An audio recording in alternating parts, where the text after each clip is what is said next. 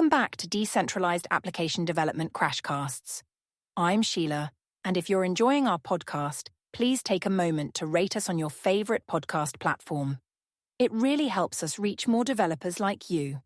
Today, we're diving into Chapter 4 of our Introduction to Decentralized Systems, focusing on data replication strategies in decentralized storage systems. Victor, are you ready to replicate some knowledge? Absolutely, Sheila. I'm excited to explore this crucial aspect of decentralized systems. Before we start, I think we should challenge our listeners with a quiz question. What do you have in mind? Great idea, Victor. Here's a question for our listeners. In a decentralized storage system, what does a replication factor of 3 mean? Take a moment to think about it, and we'll reveal the answer at the end of the episode. That's an excellent question, Sheila. It touches on a fundamental concept in data replication. I'm curious to see how many of our listeners are familiar with this term. It's not just about the number, but what it implies for the system's reliability and performance. Absolutely, Victor. Now, before we dive deeper, could you give us a quick overview of what data replication means in the context of decentralized systems? Certainly. Data replication in decentralized systems is the process of storing multiple copies of the same data across different nodes or locations in the network. It's like making backup copies of important documents and storing them in different places. The primary goal is to ensure data availability and reliability, even if some nodes fail or become inaccessible. That makes sense. So it's a way to protect against data loss and improve accessibility. Can you tell us about some common data replication strategies? Of course, there are several strategies, but let's start with 2 main categories: full replication and partial replication. In full replication, every node in the network stores a complete copy of all the data.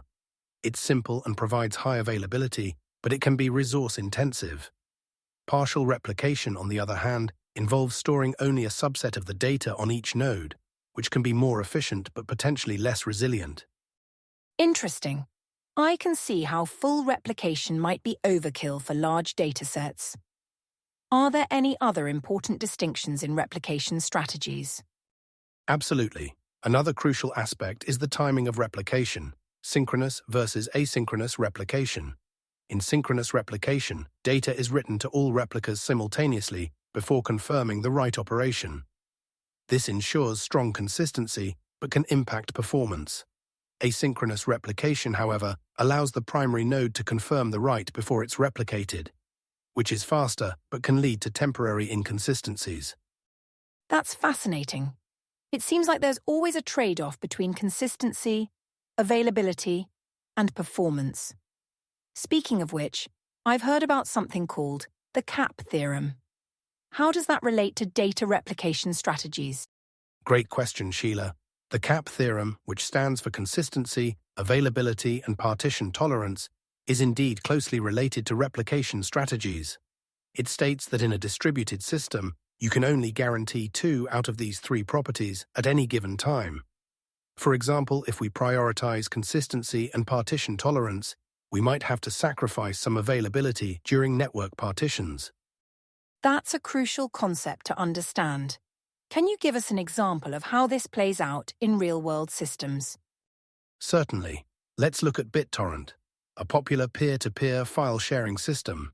BitTorrent uses a partial replication strategy where different pieces of a file are distributed across multiple peers.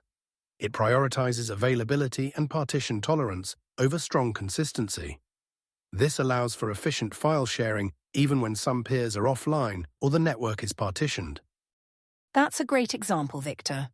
Are there any common pitfalls or misunderstandings that developers should be aware of when implementing data replication strategies?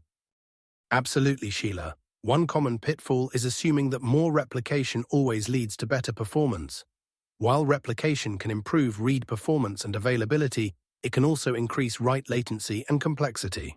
Another misunderstanding is neglecting the network overhead of replication, especially in geographically distributed systems. Those are important points to keep in mind. Do you have any best practices or tips for implementing effective data replication in decentralized systems? Certainly. Here are a few key tips. Point 1. Choose your replication strategy based on your specific use case and requirements. Point 2. Consider the trade-offs between consistency, availability, and partition tolerance. Point 3. Implement proper failure detection and recovery mechanisms. Point 4. Use intelligent data placement strategies to optimize for latency and network efficiency. Point 5. Regularly test your replication system under various failure scenarios. Those are excellent tips, Victor. Now, before we wrap up, let's reveal the answer to our quiz question. What does a replication factor of 3 mean in a decentralized storage system? Great. A replication factor of 3 means that each piece of data is stored on 3 different nodes in the network. This provides a good balance between redundancy and resource usage. It allows the system to tolerate up to 2 node failures while still maintaining data availability. Thank you, Victor. To summarize today's episode on data replication strategies. 1. We discussed full versus partial replication and synchronous versus asynchronous replication. 2. We explored the trade-offs between consistency, availability, and partition tolerance, as described by the CAP theorem. 3. We looked at real-world examples like BitTorrent and discussed common pitfalls and best practices. 4. Finally, we learned that a replication factor of 3 means data is stored on 3 different nodes for improved reliability. Excellent summary, Sheila. I hope our listeners found this information valuable for their decentralized application development journey. Absolutely, Victor. And to our listeners, if you enjoyed this episode, please visit crashcasts.com and join our Discord community. Your support on Patreon helps us continue creating this content. Don't forget to subscribe and rate our podcast. Until next time, happy coding.